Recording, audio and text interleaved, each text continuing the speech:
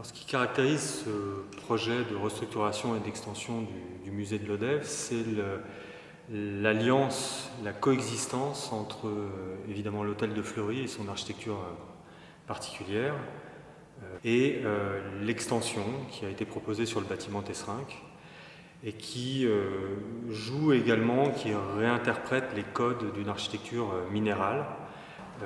C'est-à-dire l'hôtel de Fleury, c'est la pierre, c'est l'enduit. Et donc la minéralité, elle est très très présente. Elle est y compris présente au niveau de la cour Caladé. Donc cette minéralité très forte, elle nous a marqué, c'est-à-dire lors des toutes premières visites, cette minéralité nous a vraiment marqué.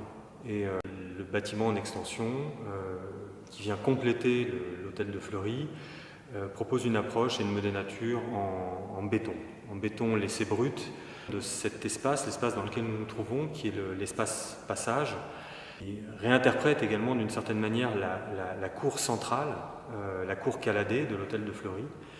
Et ces deux approches, cette coexistence finalement entre une architecture patrimoniale et une architecture beaucoup plus contemporaine, permettent aux deux époques, à ces deux approches architecturales, de se valoriser mutuellement et de se révéler mutuellement. L'objectif évidemment n'était surtout pas que l'extension contemporaine prenne le dessus, prenne le pas sur l'hôtel de Fleury. Et toute l'équipe est très heureuse d'avoir déjà pu aboutir à ce résultat, c'est-à-dire là on finit en fait le chantier du bâtiment, de la restructuration et de l'extension.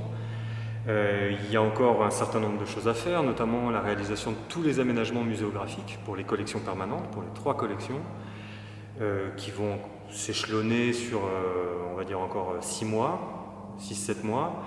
Et puis il y aura une toute dernière phase au printemps de soclage des œuvres, de préparation pour la réouverture, de réglage, puisqu'il y a encore de nombreux réglages lumière, multimédia à réaliser.